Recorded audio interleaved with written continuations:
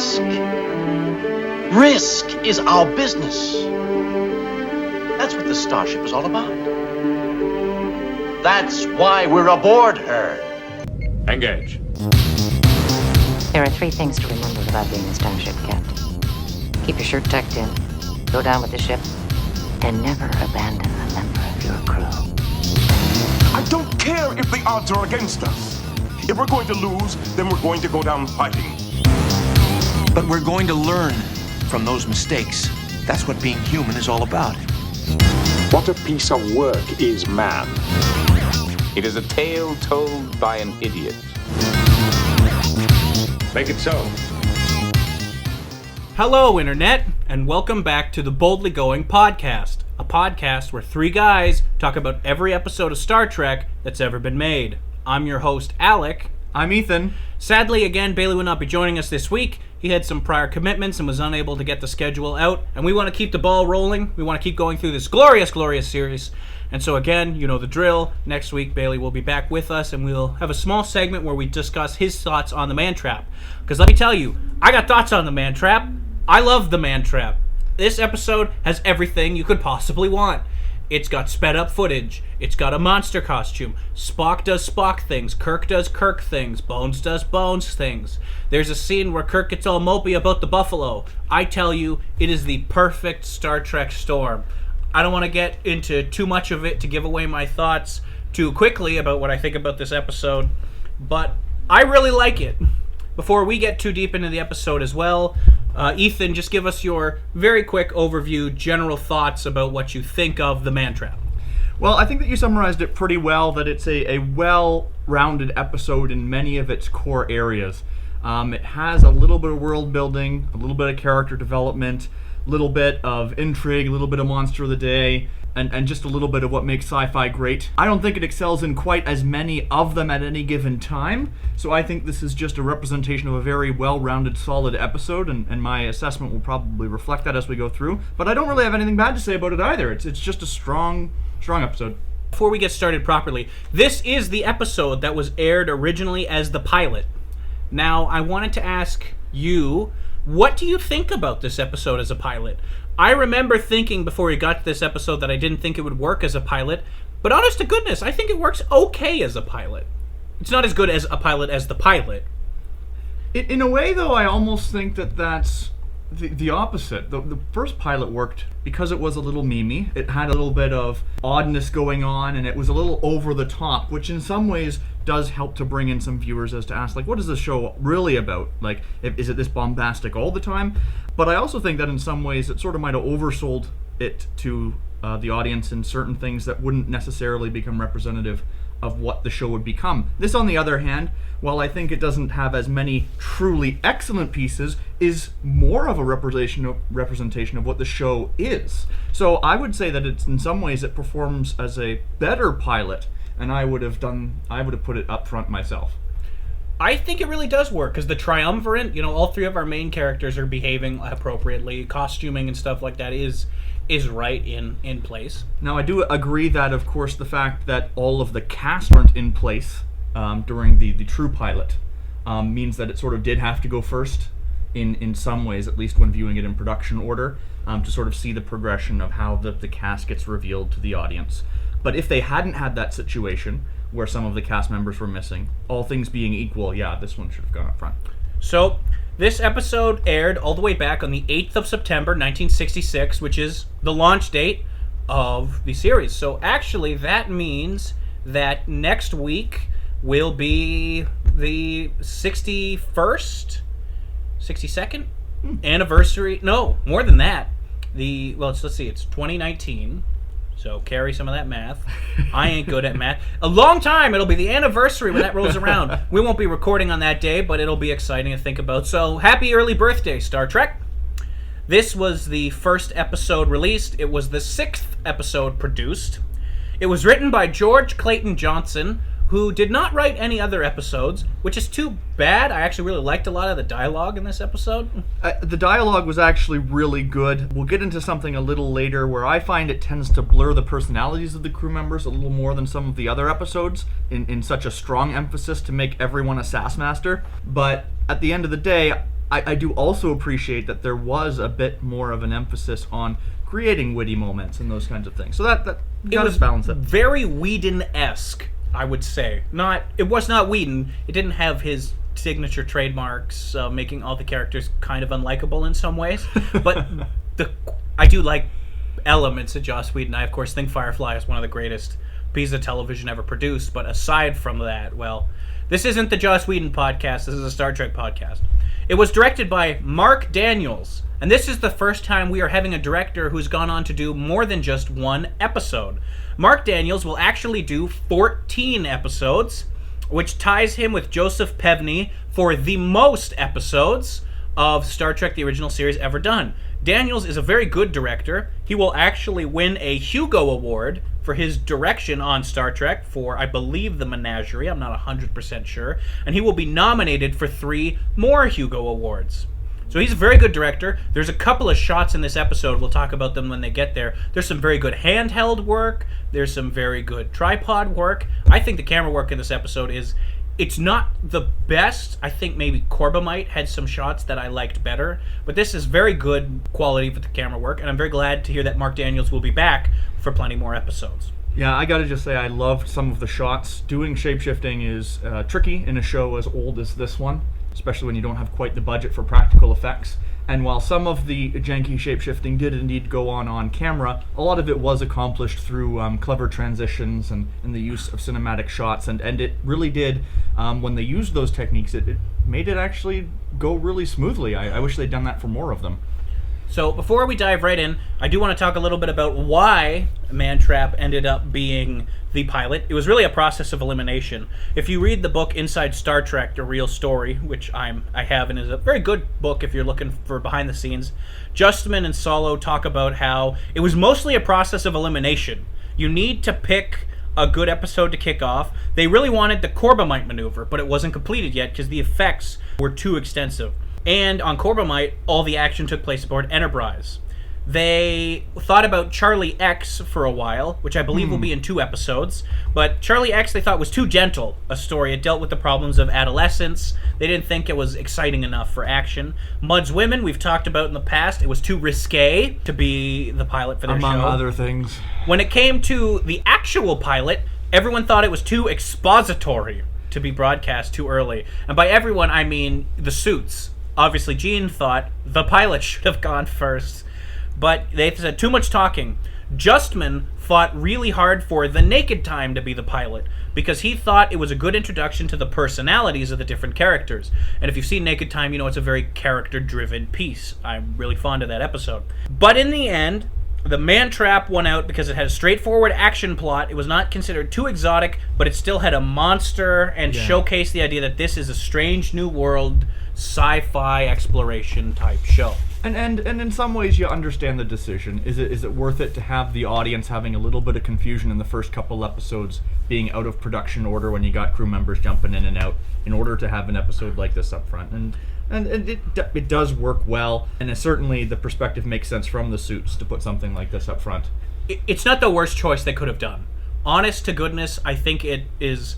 Well, I might have edged out and said that they should have gone with the pilot. Certainly compared to some of the other candidates, this is a much better choice than any, except maybe Corbomite. Corbomite was off the table. So, as I like to do, Ethan and I watched this episode together this week. We watched the preview together, and the preview, I gotta say, I hate previews from back then and previews from today because, once again, way too much was given away in the preview. Yeah, there was many twists that were given away. As we said when we were first watching it, not all of them. There were some things that were kept behind the curtain, but not much, especially with regards to the human side of the twists and turns. The creature part was actually only mentioned to a minimal degree, but the actions of the heroes and the sort of pseudo-villain in this were definitely telegraphed up front. They make it clear that Crater has some connection to the creature, and that's a big plot point that's held to just over halfway over the episode. And to me, they gave it away way too much, way too fast. So again, skip the preview, though I assume if you're listening to a podcast about Star Trek, you've probably seen this episode before, so you don't have to worry about that. So, we open with the captain's log. Captain Kirk talks about how they're going to planet M113 to do a routine medical examination of Professors Bob and Nancy Crater, who are there studying the ruins of an ancient civilization that's long been gone and forgotten. They've been there for several years. It is Starfleet policy to do a medical exam every year for scientists and explorers and people who are on deep planet missions, because you don't know what kind of condition they're in. You want to make sure you haven't picked up any alien viruses. Yeah, this is the kind of lore that can get you into trouble later on if you haven't planned out ahead of time how many colonies you have and how many starships you have going around them, because this sounds pretty reasonable, and it certainly is. But once you say get beyond, I don't know, a couple hundred colonies, once a year medicals for all colonies in a galaxy sort of run by the Federation sort of starts putting a large burden on any given ship. And if the Federation has, I think we've discussed, 12 vessels, you have to realize that your world building at some point gets a cap based on how feasible it is to fit all said colonies into the reasonable schedules of any of these vessels. Now again, this is early in the series, they probably haven't thought that far ahead, and I bet they'll have some kind of solution for this later, or it'll just be entirely dropped. But if you're someone who's writing stories, always be careful of what world building you establish early on, because it'll start setting parameters for what you can reasonably do later if you don't want to contradict your own lore. Yeah. The planet looks nice again, because again, remastered, very, very good looking. And it's interesting because we see the first shot. So if you'd been watching this as it aired, the first 3 characters you would have seen are Spock in the captain's chair, where he looks great as always. Uhura is at the con for some reason.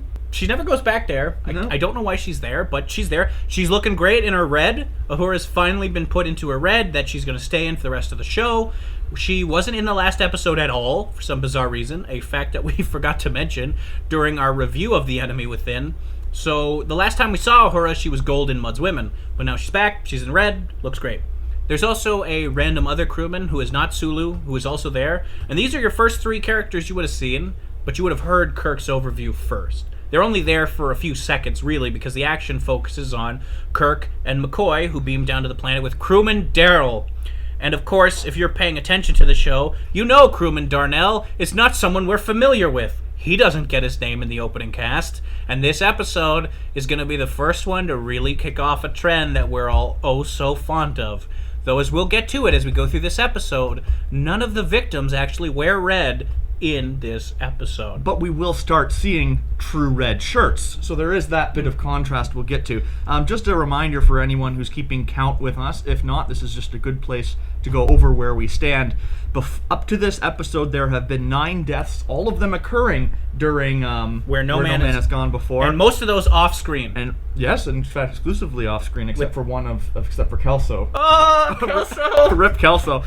We are at 1 ruined shirt up to this point. We have 3 instances of shirtless Kirk, putting us at 75% hit rate for the episode so far, but no women for Kirk as of this moment. And this episode will continue that trend of no women for Kirk, because this is a Bones episode, arguably. See, Nancy Crater, the wife of the scientist who's down there, and a scientist in her own right, is McCoy's ex-girlfriend. And it's heavily implied that she is that ex-girlfriend. The one who you never get over, the one you're still desperately in love with, the one that you wish would come back to you but never will. And the creature is going to play on McCoy throughout this episode and take advantage of that, which, while it might not make McCoy look the best he's ever looked, it's certainly understandable for those of us who've felt and lost love. This is a big element in the episode, McCoy's love for Nancy. In fact, Kirk comes off as a bit of insensitive friend at some point. When they first arrive on the planet, he picks the planet's equivalent of flowers and gives them to Bones, and asks him if he's going to give them to her when he comes. It's traditional. McCoy's not having any of it. Is this how you get girls to like you, by bribing them? McCoy starts right out of the bat by throwing shade at Kirk, and it's great. It's, again, that kind of playful relationship that Kirk and McCoy have with each other, which is very different than the relationship Kirk and Spock have with each other. Yeah. Though it's clear there's just as much affection shared between Kirk and Spock, but Bones is the one who gets to rib Kirk a little bit. He's the one who elbows him and needles him. They go to the building where they are, and we have this shot of, we see Nancy for the first time, and McCoy sees her, and she's got perfectly black hair. She looks probably like a woman in her 30s, very young. We have a shot of Kirk. He sees Nancy, and she's more in her 40s. Her hair's kind of gray. She's the same woman, but she's aged to a respectable distance. And then crewman Darnell sees a totally different woman. He sees like this kind of statuesque, blonde, kind of sultry woman. And Darnell, not being the smartest man in the world, says, "Oh, I'm sorry, Dr. Crater. You just remind me of a girl I knew on the pleasure planet of wherever." Which is either like a reference to some extremely seedy, unfortunately unsavory type of industry planet, or it's like their equivalent of whatever Disneyland happens to be there. But I have a feeling it's trying to Either way, the McCoy is mad, and he says, "Hey, watch your mouth, Darnell." And Kirk gracefully steps in and says, "Darnell, why don't you wait outside, son?" Now here's what I'll bring up here. The fact that we see this woman appear differently to all three people should be bringing us to a point, because as the pilot, they wouldn't have known this, but in our production order viewing after seeing Mudd's Women, we've seen at least one instance of appearance altercation based on something. So our minds are turning as we're watching this. It's obviously not something like the Venus drug because it's different to each person. So we're sort of left wondering, what's this phenomenon going on here? Is there some sort of illusion or mental perception at play? And that's about the extent that you get at this time. But at least if we have seen it in production order, you know that it's not the Venus drug or something quite like that. It is a new occurrence. It's clear that McCoy is still very smitten with Nancy. She calls him Plum, which is their old nickname that she had for Bones. Kirk teases him about it a bit. Then she goes out into the wilderness to look for her husband. She says, "Oh, he's out at the dig site. I'll go get him." We have a cut to the outside shot, back to see Darnell, and the sultry blonde woman comes out again looking like a discount version of a Rysian pleasure girl, because if you can't afford to go to Risa, you go to whatever planet this guy went to where he saw the lady. She's all seductive with him, and Darnell breaks rule number 1 of any horror movie, and he goes off by himself with the mysterious woman. I think he's just breaking the general rule of, like, that's a married woman, man. You keep your distance. But even more importantly, women are temporary. The Enterprise is forever. Darnell is not forever. No, Darnell is not forever. We come back from the opening credits, which are great, as always, and we see that Kirk and McCoy are in the little hut talking to Professor Bob Crater. And boy, is he a pleasure to be around. He is very hesitant to have them there. He's angry. He's agitated. He wants them to leave right away. He doesn't want them to stay. He wants them to drop off some salt tablets and go. He says, "We've run out of salt tablets. We need to survive on the desert planet, but otherwise we're doing great. You don't need us to submit to a medical exam. We don't need that at all." And Kirk says, "Yes, you do, and I'm in charge, and you're definitely going to get a medical exam." McCoy pulls out his wonderful assortment. His medical tricorder. Of medical tricorders and tech. I know that last episode I was a little critical of the tech that they were using, the spray bottle among them. And to be honest, they did a better job on this one. I do like the tricorder as a concept. I know it's a bit hand-wavy, but sometimes science fiction deserves a little bit of hand-wavy. It brings a little bit of that mystery into it, and I like it when medical technology feels futuristic. So here it's getting a nice little pass from me. And this is the first appearance of the medical tricorder, which sets itself apart from the other tricorders and has the little handheld bit. So McCoy gets some extra readings from the doctor. He talks about the fact that Nancy was very lonely without other people being around. He says, "I'm a solitary man. I'm happy that way. But Nancy, he says, as a woman, you understand that she needs company." Which I think some of us all get lonely sometimes. Yeah, I think loneliness is sort of like this cross the spectrum thing. But hey, you do you, Dr. And Crater seems remarkably okay with the fact that McCoy is still clearly in love with his wife. Which again it seems odd. It seems like a weakness of the writing, but as the episode goes on, it makes sense as to why he doesn't care that much. Yeah. So it's nice to know that she's got a friend who holds so much affection for her, because McCoy is in this scene. He's still going on. He says to Kirk, "She hasn't aged a day. She looks exactly the same as I saw her 12 years ago. There isn't a gray hair on her head." And Kirk smiles a little and says, there are gray hairs. There are gray hairs, Bones. He says, she's very handsome. She's a very attractive woman, but she is looking her age. The Dr. Bob Crater has an interesting little line where he says, "I'm sure you just saw her through lover's haze. When you see her again, she will probably look more appropriate to what you expect." Yeah, it's a weird line coming from Dr. Crater here, and that's going to be a bit of a setup that something is a little off. McCoy scans are all good, but he says, "I want to make sure that your tonsils are healthy, because I always put my faith in a good set of tonsils. So he pulls out his little tongue depressor and he says, open your mouth, I'm going to take a look. Now, to be honest, from a medical perspective, there's a few things a little more important than healthy tonsils to determine the general health of an individual, but it's a catchy line. I'll give it a pass. And it's a very Bones thing to say. Yeah. It kind of establishes again, and it works for this as a pilot, is that, well, Bones is comfortable around like his medical tech because he uses the tricorder without hesitation. He's old-fashioned, and he doesn't necessarily like all these newfangled toys that them kids are playing with. Yep. Right before he can give a tonsil exam to Bob Crater, we hear Nancy scream and a man cry out in pain. We rush outside and we see that crewman Darnell is dead. And he's wearing a blue shirt, folks. This is a blue-shirted victim. McCoy even says, dead, Jim. He doesn't say he's dead. Now, we on this podcast are against heresy as the rest of you. Don't worry, in the future, this will likely be resolved to our little more standard orthodox methods of having these be red shirts. But for now, if you need to take some fainting salts to remain in your chairs, don't feel bad. This is, of course, shocking for everyone here. That it was a blue shirt and not a red shirt. He's covered in these red models all over his face, which seems to be an odd cause of death. But it actually looks pretty good for a makeup artist. Oh, I like how it looks. Job. I really like the effect of the death. Kirk says, what the heck happened to this man? He was totally healthy and he was fine a minute ago. Nancy she's crying and she's a bill blubbery, and Kirk is very firm. He says, I need to know what happened. And already we see McCoy is being very gentle, very babying with Nancy. He's like, take your time. It's okay. We know it wasn't your fault. I believe he even says something to the effect of, we know you didn't do it. Yeah. Just tell us what happened. She says, I went out looking for Bob. I couldn't find him. I came back. When I came back, this crewman was about to eat some kind of plant. I can't remember the name of it. Doesn't matter. And I tried to stop him, but he ate it, and it was toxic, and he died. And Bob goes, see? There you go. He ate a plant and died. And Kirk doesn't 100% buy this. No, we don't have any What Noodle Kirk today. There is whatever happened in The Enemy Within, where passive Kirk was brought back in. It seems like that Kirk's not having any time of day here. In this episode, we'll see Kirk in some of his most authoritative moments outside of, Corbomite Maneuver itself. So we actually see him just be straight up Captain Kirk today, which is nice. He does look into the crewman's mouth and see some pieces of something, but he's not entirely convinced. He says 3 to beam up, including the body. We'll push the medical scans to tomorrow. They can wait. Nancy's obviously been a little traumatized.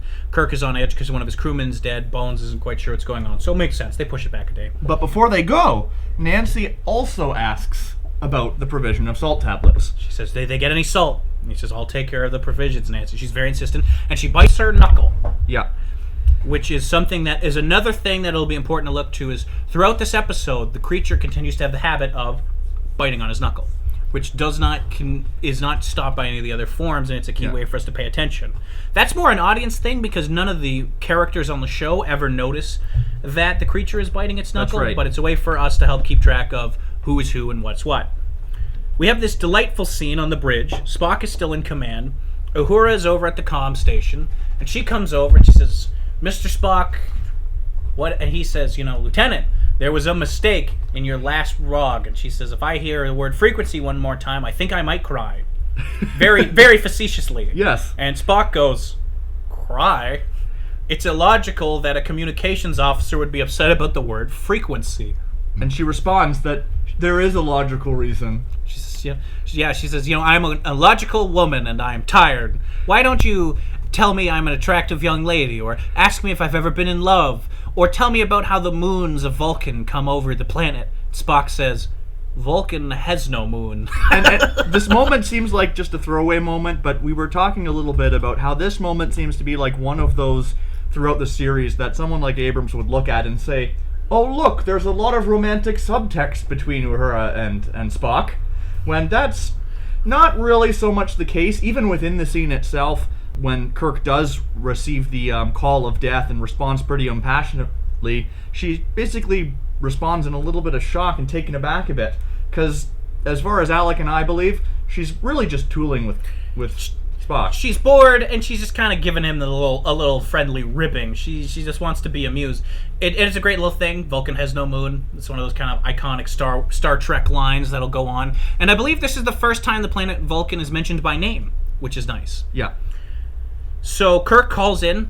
He lets him... not Kirk. The landing party calls in and says there's been 3 dead. And Spock says, acknowledged. Uhura's a little upset because Spock has responded to this news of a fatality, which is an upsetting occurrence. I mean, you're with these people a long time. You get very tight-knit. She says, how can you just sit there like that? That could be Kirk. That could be the closest thing you have to a friend. And he says, my presence will not make any difference. They know what they are doing down in the sick bay, and they know what they are doing down in the transporter chamber, and they do not need me. I will sit here until I'm relieved, and someone will tell me. Which is a perfect little Spock scene to remind us, again, Spock's not like us, and even though he looks very human, despite the ears and the eyebrows, he's got a very different structure. He's got a very different way of life. I really like that scene.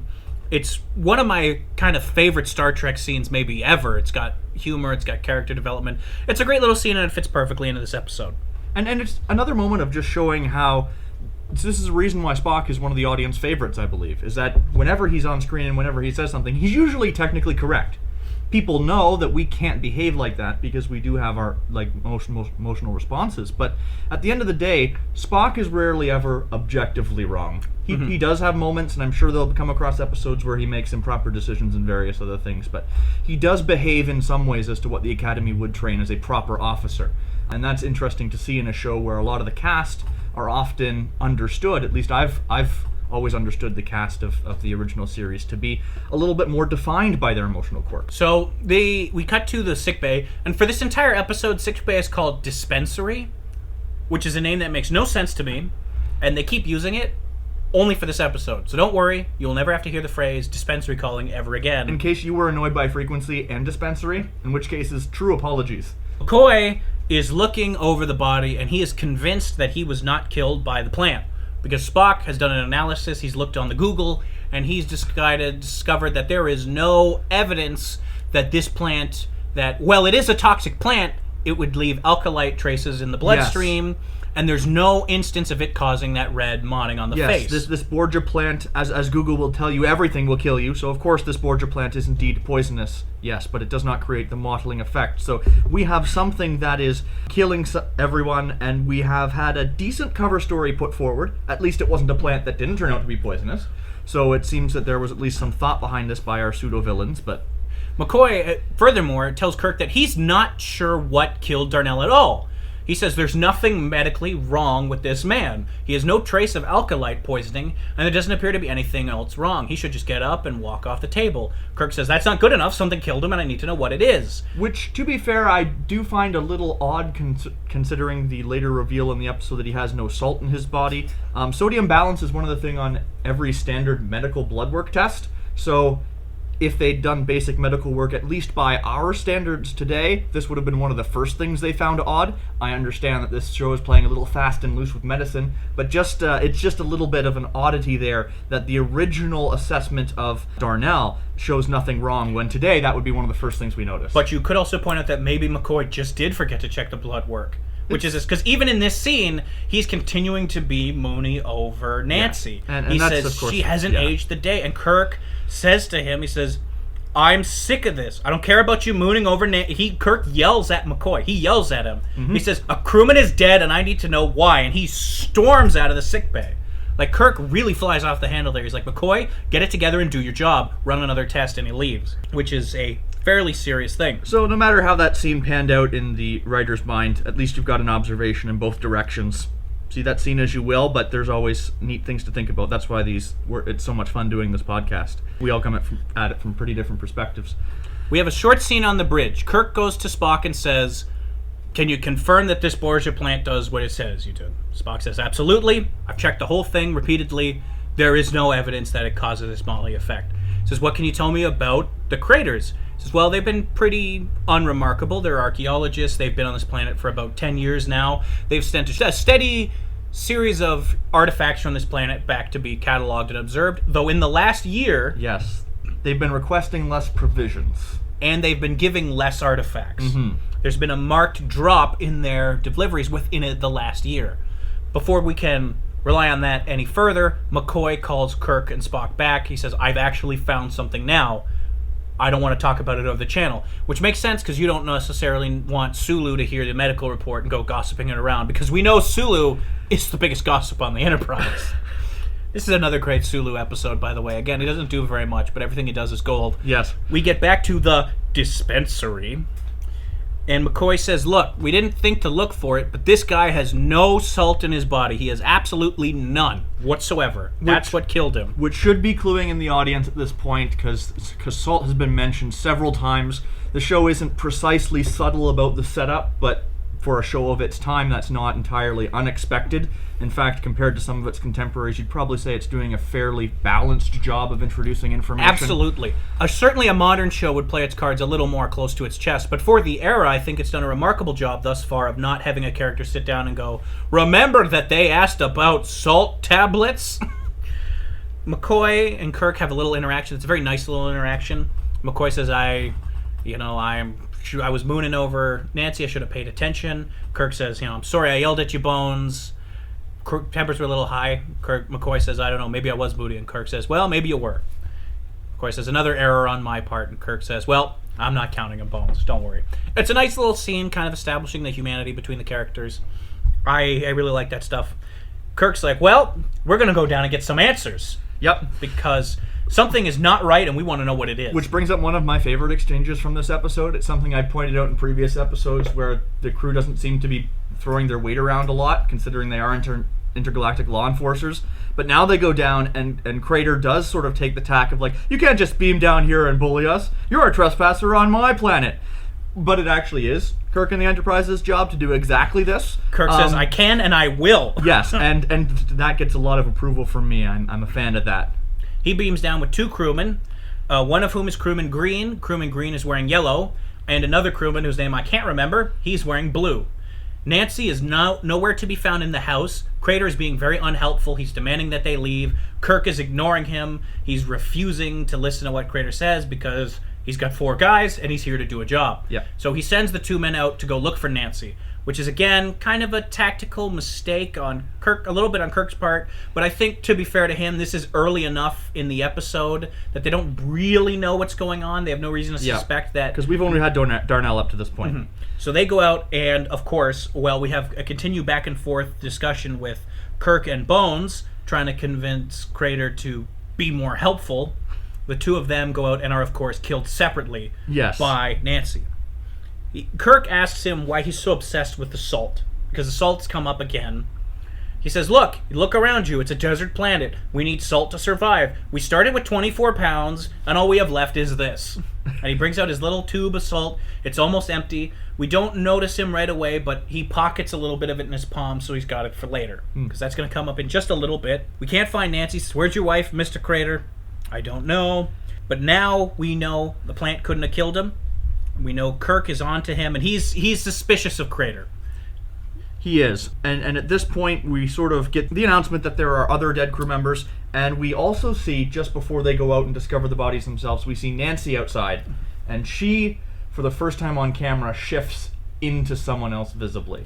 And this is into Green, one of the murdered crewmen. One of the murdered crewmen. Bob runs out to try and find her. Kirk and McCoy run after him. We see Bob call to Nancy, let her know that he has salt, that she should come, because they're looking for her. He has salt, and she should come. She does, but first, again, she takes the form of Green, the murdered crewman, because McCoy and Kirk only find one of the dead guys. Yes. And they start calling for Green. They call him to come back, and Green, except it's actually Nancy, now in the form of Green, makes his return. He spins a cover story about how he was looking for her, but he couldn't find her. Yep. Which, to us, the audience, is not incredibly credible, but to the 2 of them, we understand that there's no reason for them to think that this creature is a shapeshifter or anything like that. And they were sent out to look for her, so... McCoy says, we can't leave, because Kirk wants to beam back to the ship to use the equipment of the ship to find Nancy, like a smart person would do. He says, Dr. McCoy, we can find a matchstick on this planet. Stop thinking with your glands! He says my favorite line, stop thinking with your glands. We need to go up and use the Enterprise to search for Nancy. Also, you're coming with us, Professor Crater, by the way. You're not staying down here.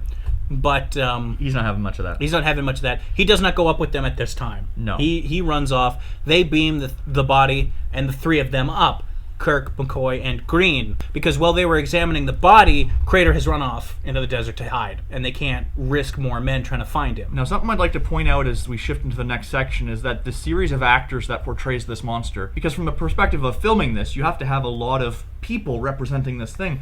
They all sort of do a pretty good job of portraying the same confused persona aboard this ship. Whether it's the person representing Green or the couple of actors that will come in later to represent the monster, they all sort of actually do a good job of you could tell it's the portraying- same creature. Yeah, you can tell it's the same creature. Same habits, same visual cues, all those kinds of things.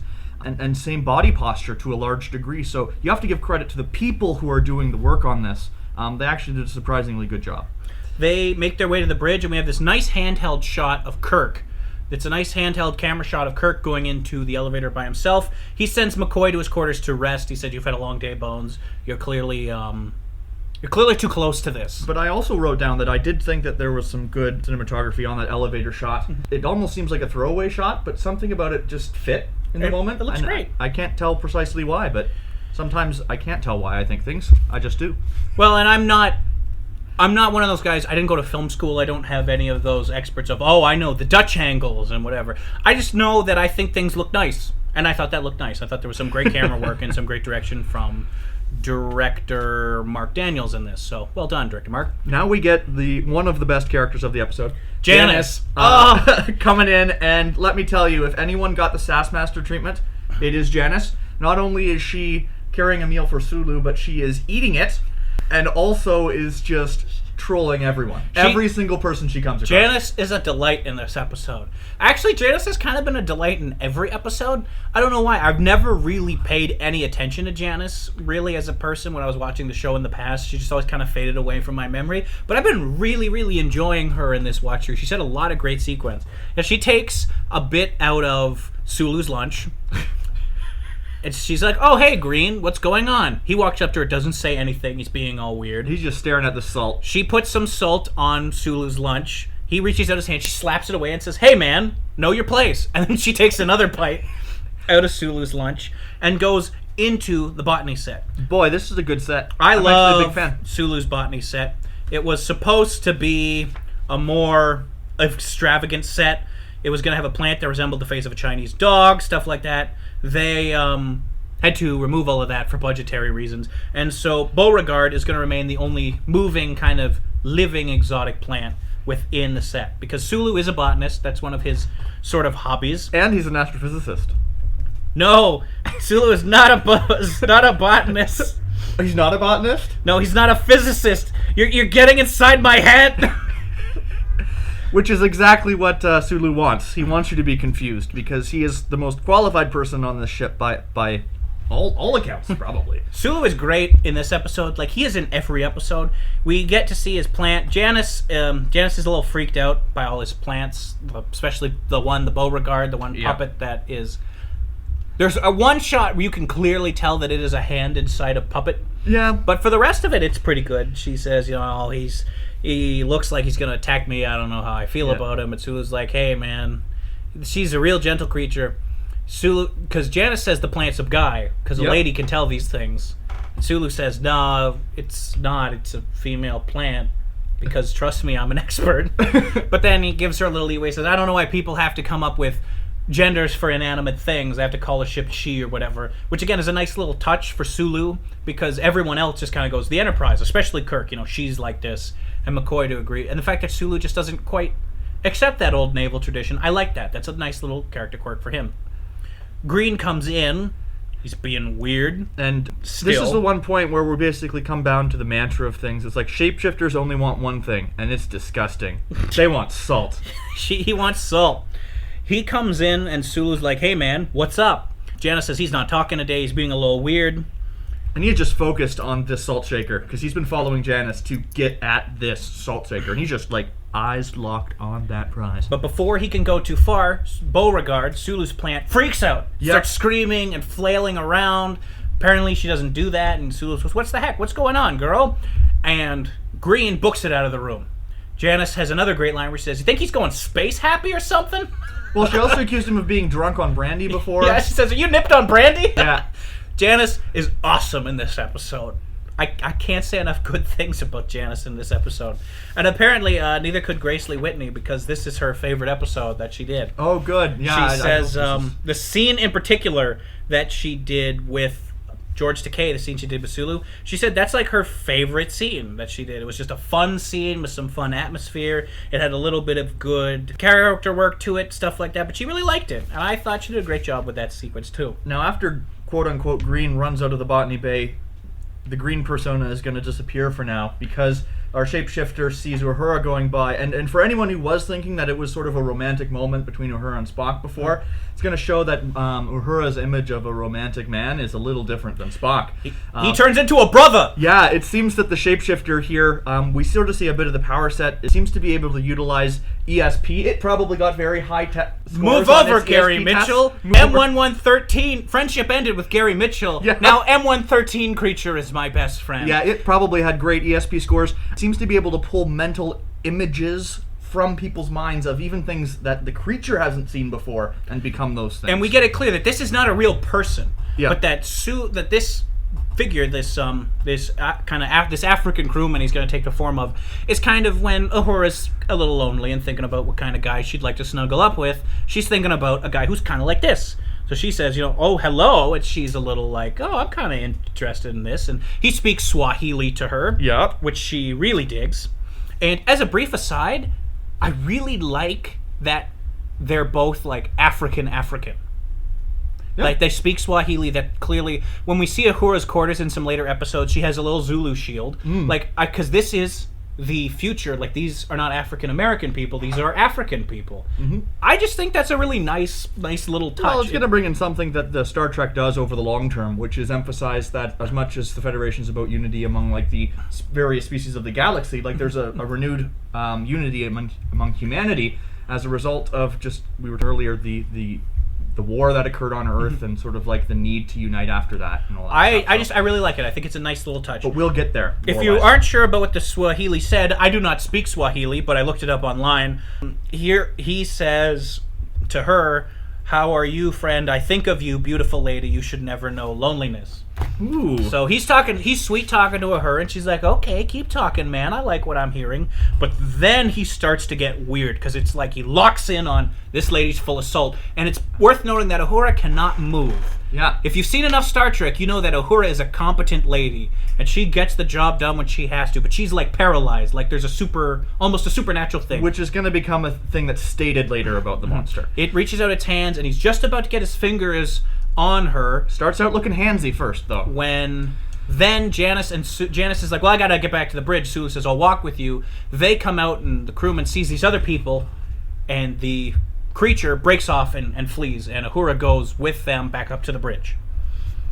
They are back up there, and now we transition to McCoy's quarters, which this is the part where you were like, "Oh no!" It's a very swanky room. It's the only time we see McCoy's quarters. It's definitely not regulation. Let me tell you that. There's some. You're allowed to keep what you want in your quarter. I know, but it's so different. I mean, I like it, but it's. He's got a definite flair for interior decoration. I appreciate the fact that they took the time to give McCoy some nice quarters, even though they never are used again, and the set is just the set of Kirk's quarters, but with different stuff. But you can see McCoy's a learned man. He's got his books and his abstract art. He's in there, he's trying to sleep, and who should come outside and suddenly come knocking but Nancy? Well, she actually doesn't knock. She just comes in. He leaves, and then he sees her there, and then he's like, "Come on in my room." I'm like, "McCoy, chill."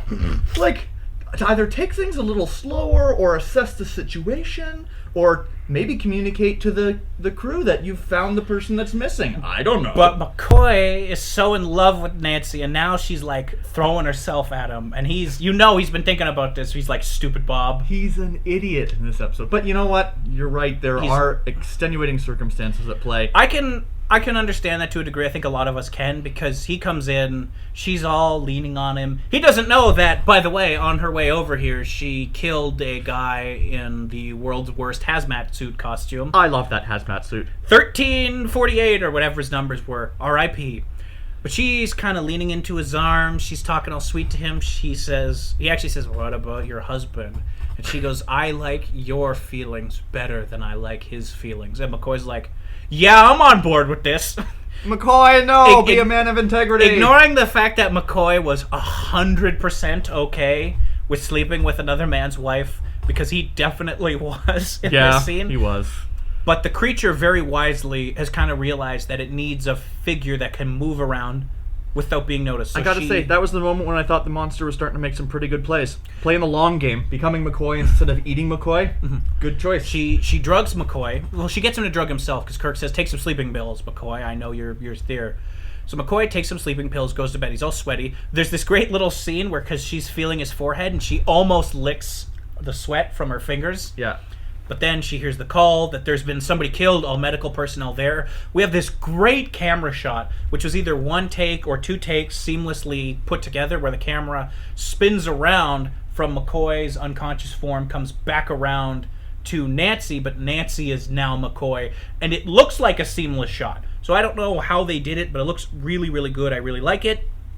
McCoy goes out now into there. But again, not McCoy, the creature as McCoy. And again, DeForest Kelley is proving that he's a fantastic actor, because just like these other actors, you can tell that this is the creature, but now it's becoming more comfortable in its role, because now the creature, through the osmosis of being Nancy, being in that person, it sort of understands Bones in a sense better than it understood these other other characters. We get back to the bridge. Kirk and Spock are trying desperately to find Nancy, and they can't. There's only one life sign on the planet. Yeah. Professor Crater's. Spock has scanned for 100 miles. Kirk's like, well, let's go find out what happened to Crater. We'll ask him what happened to his... I love that line. We'll ask him what happened to his wife. Because right as they're about to beam down, they also discover that the body of the guy who was killed has been killed. Crewman Barnhart. Radiation suit man, number 4. Number 4. R.I.P., my brother. May you fix radiators in heaven forever. He's found by Sulu and Rand. He has the same marking. And so now Kirk knows that the creature is on board the Enterprise. Yes. So he's like, well, we definitely have to go and find out what the heck this is. There's no way this can be a plant. There's no way it's something natural. And Crater knows. Let's go get him. He doesn't know it's on the Enterprise yet. He knows that whatever was on the planet is... Wait, no, you're right. Because he calls... The part that's confusing me is that he'll call the security alert from the planet. Yes. Which is a little odd. That's a little off, but nothing major. If we were playing by the rules, I'd sort of expect Kirk to set the ship on high security before he went down, and when they had heard about the radiation guy. But you know what? That's okay. It's quick enough that it doesn't really matter. Yep. They beam down to the planet. Crater's got his back to the wall. He is starting to freak out because his whole house of cards is collapsing in on itself, and he starts firing at them. And actually, if I might clarify, my notes are sort of showing this, and I do like to keep things accurate. Sorry for jumping in. It seems that they found Crater on the planet by himself. That's when they decided to beam down. When they're on the planet, they received the port of the radiation having been dead. Right, so then there is no gap between. Because as soon as he hears that, then Kirk calls for the alert. Security level 3. The security level 3 alert. We have a shot of all the crewmen running back to their quarters. There's a shot of a woman wearing pants.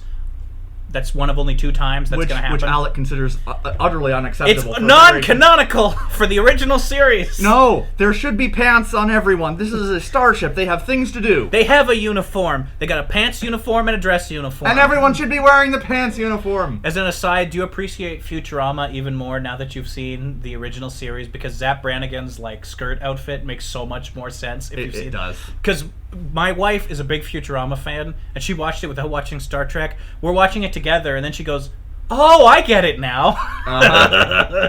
Yeah.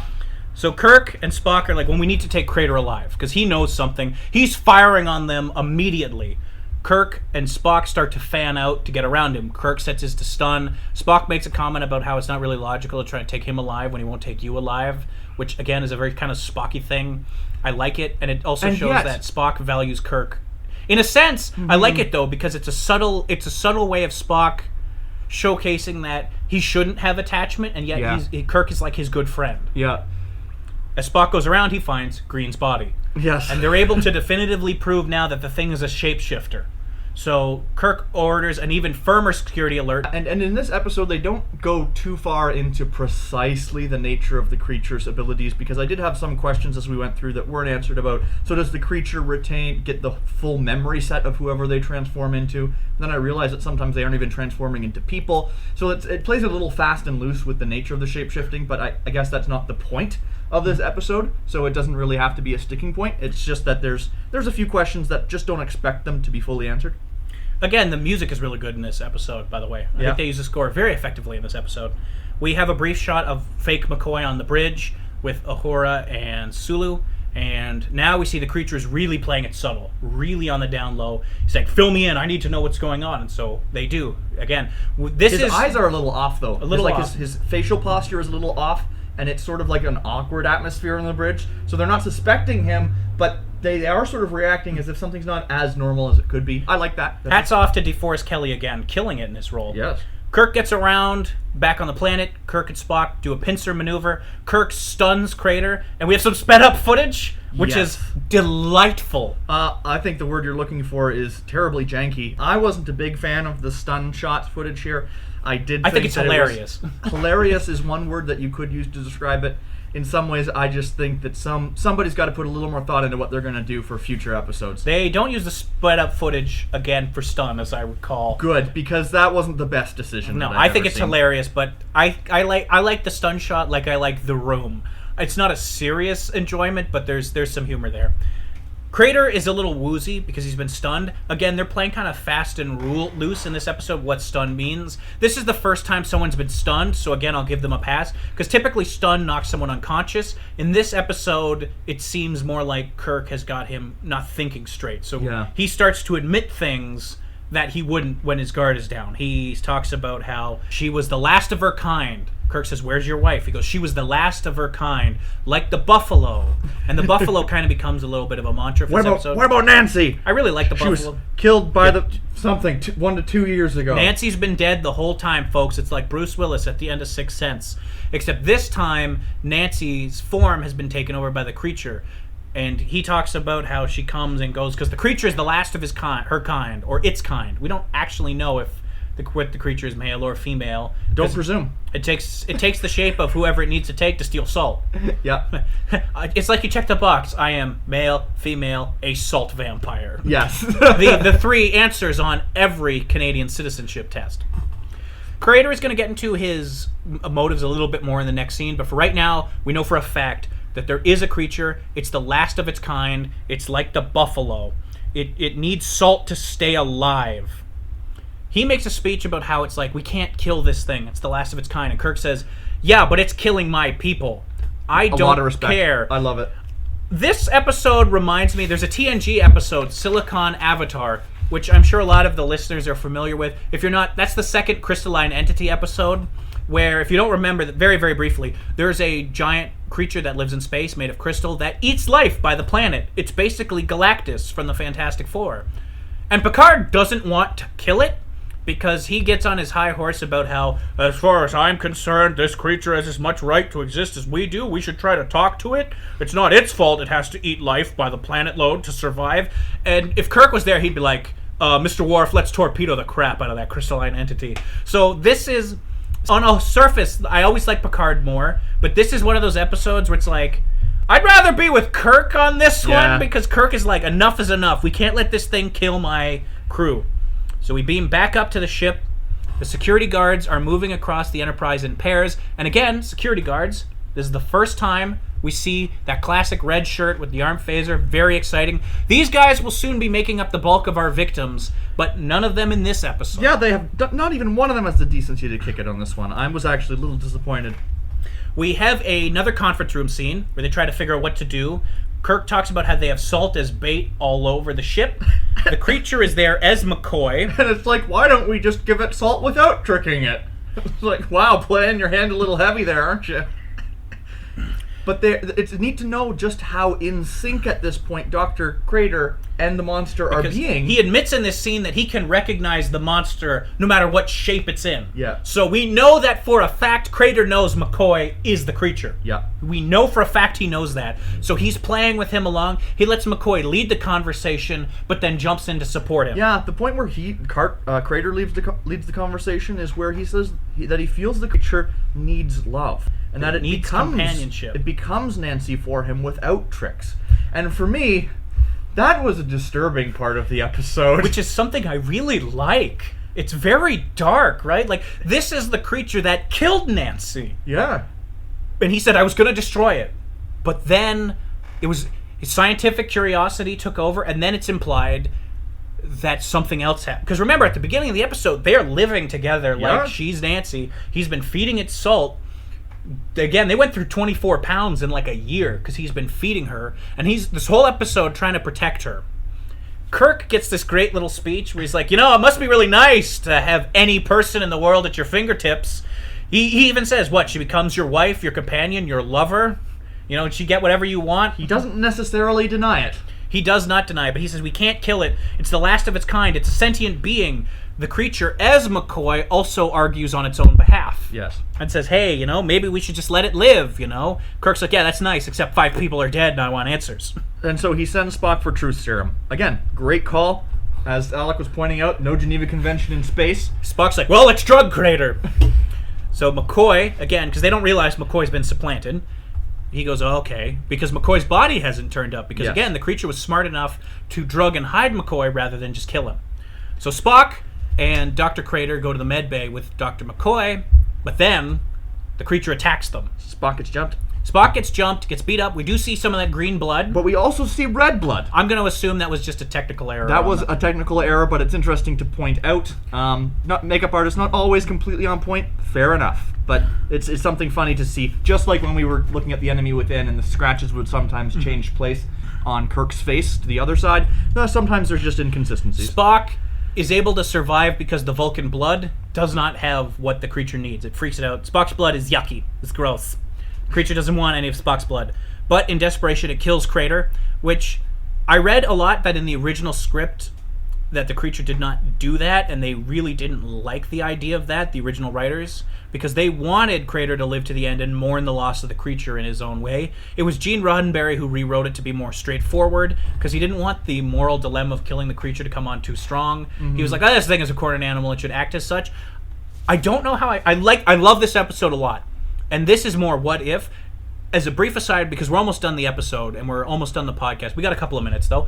Do you think this episode would have been more effective had the creature not killed Crater and instead had continued because it and Crater had a symbiotic relationship? Do you think it would have been better for her to, again, have spared him like the original intention was, and then there would have been a little bit more ambiguity in the episode? I honestly don't think I don't think it would have made it better or worse, because I actually see the reason for both. It has established very strongly that this creature needs salt to the point of true desperation in this. And as much as it does seem tempting to say, yeah, let's get a little more moral dilemma in here, Gene was also pretty accurate in saying, like, a cornered animal will often do more to compromise its own situation because of desperation. And that's true. It really depends on what he was going for. Is this truly a last of its own kind that has questionable sentience and is more animalistic? If so, then the way they went is technically a correct way to go. If they are trying to argue, though, that this has a little bit more humanity behind it, quote unquote, then I think it would have added a little more to have spared Dr. Crater, but I guess I can't really tell to what degree Gene was trying to, in the earlier parts of the episode, imply it was at the same level of sentience. Well, Gene was the one who wanted, just for a quick clarification, the Johnson and Black, the writers, were the ones who said it was more sentient, and then Gene said it became more desperate. I think it's a good point that it wouldn't have been better, just different. Yes. Because in their script, the killing of the buffalo, to use that as analogy, was more prominent. Earlier in this episode, we've learned, Crater says so in the conference room scene, that there were, at one point, millions of these things, but because their planet is completely devoid of salt, they've all died off, save this last one. It runs off now that Crater is dead, Spock is injured. It runs back to McCoy's quarters, changes back to Nancy, wakes McCoy and begs Nancy begs McCoy to protect her. Yes. She says, Leonard, you have to save me. They're coming to kill me. And he goes, what the heck are you talking about, And indeed, honey? Kirk does come in with a gun. And he says, move aside, Bones. Stone cold. To, like, his friend, he's like, get out of the way, Bones. And the creature's doing a great job. She's crying, Leonard, protect me, save me from Kirk. And McCoy's like, what the hell are you doing, Jim? You don't want to be killing Nancy. And he's like, that's not Nancy, Bones. That's a monster. It's a monster. So he kind of stands there frozen. Kirk baits Nancy out with some salt tablets. The ones he pocketed earlier. He says, you come out and get these. Come out and get them. She does. McCoy thinks it's because she's scared. So she's like, you're scaring her, Kirk. You're scaring her. He says, look at her. Look at her. But again, McCoy he's blinded. Nancy goes out, shoves Bones aside. They wrestle for a minute with the phaser. Disarms Kirk. Which, Bones disarms Kirk. And then she grabs Kirk and she starts to suck the life out of him. Now, the best moment of the show. Spock comes in while McCoy is standing there frozen.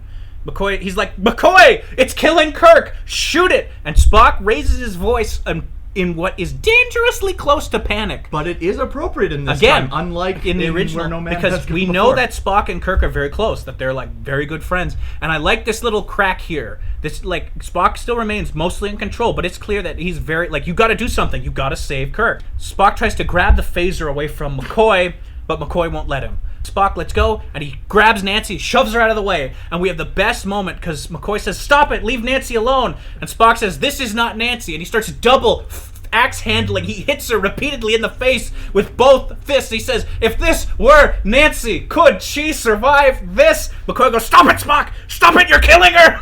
And then the creature backhands Spock, throws him across the room. This is amazing. And It then is the best scene. Transforms back into its original form. Yeah. I love it. I think the costume is great. I have nothing to say about it beyond, I think it's a really great little rubber Looks suit alien. monster. Looks alien. It's fair enough. And McCoy, seeing that this thing is not Nancy, he fires and wounds the creature. But then, in the moment that redeems McCoy for the entire episode, the creature transforms back into Nancy and begs for her life in a way that it does get you. It's really uncomfortable because it really seems like her, and she says, "Leonard, please."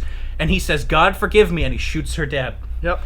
And then in death, the creature transforms back into itself. Yep. It's a good moment. I like this whole room scene. It was pretty and fantastic. McCoy he's just drained. He's just so upset. He doesn't speak for the rest of the episode. We're almost done. We go back to the bridge. Kirk is sitting in the chair, very reflective. Spock says, "What's going on?" Kirk says, "I was just thinking about the buffalo." And then they fly off. And I like that because we talk about Kirk versus Picard and how Picard was like, this creature deserves to live. And Kirk's like, we have to protect the crew. But we do see that Kirk is aware that, like, he's now extincted a species. Kirk is aware of the fact that, in a sense, the galaxy's a little bit lesser for the loss of this life form, but he doesn't regret what he did. And I really like that dynamic of the Kirk character. That he's like, I wish I hadn't had to kill it, but I don't regret that I did. So that brings us to the end of the episode. And as this was the pilot, I think it'd be a little bit fun to talk about some of the early reviews when this came out. So the Variety, when this came out, published a review on the 14th of September, 1966 that said, "This series won't work. Star Trek is dreary and confusing, better suited to the Saturday morning kidvid block, and surprised that it actually made it to television. It concluded the leading performers were trying to appear credible." So it's good to know that Star Trek went on to be a cultural phenomenon, and Variety is still garbage.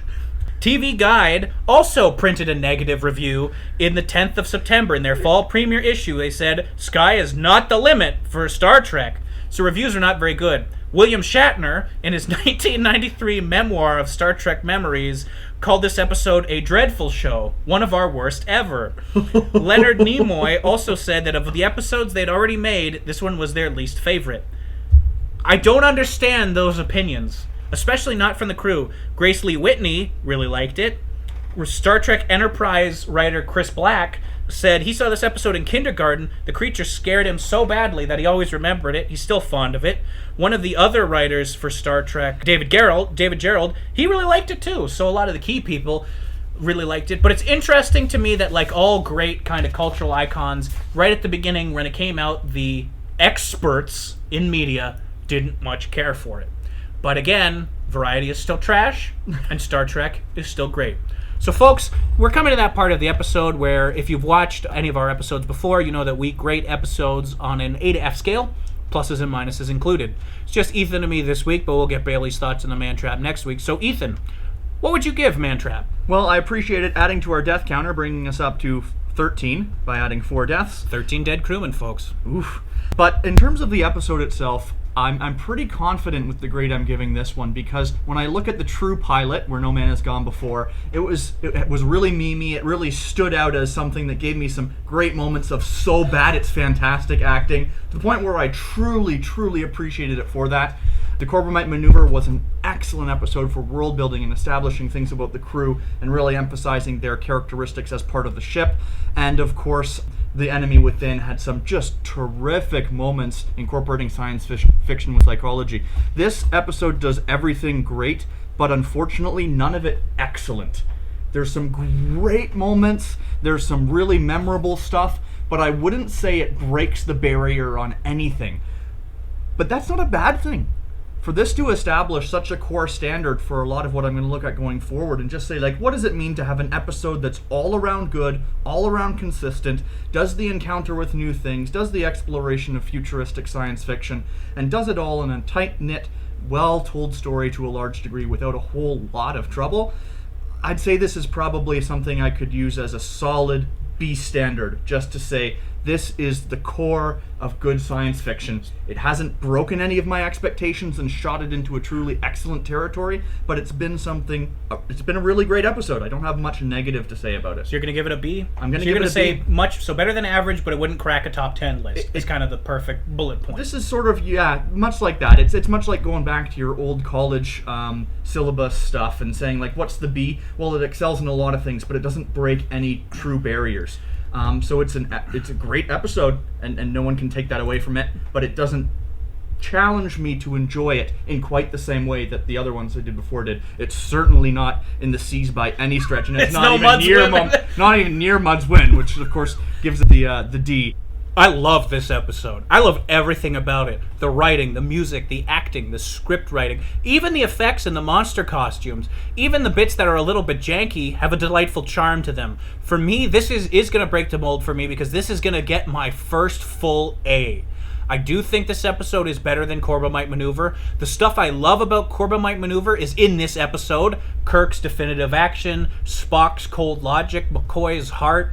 The Creature of the Week is fun. The guest acting is very good from Crater and Nancy, and even from the nameless crewmen who are betrayed by the monster. Very, very good. The script writing is solid. The closest things to holes in this episode are explained within the episode from the writing. I love everything about this. I'm giving Mantrap an A. Ethan gives it a B. So we both think this is a great episode, well worth checking out. Thank you for spending an hour with us this week. We appreciate your time. Join us next week when we talk about The Naked Time. The Naked Time features a shirtless Sulu running around with a sword. Nurse Chapel is introduced for the first time. Spock cries. What? It's a great episode, and we can't wait for you to be that. From all of us here at Boldly Going, have a good one. Cheerio.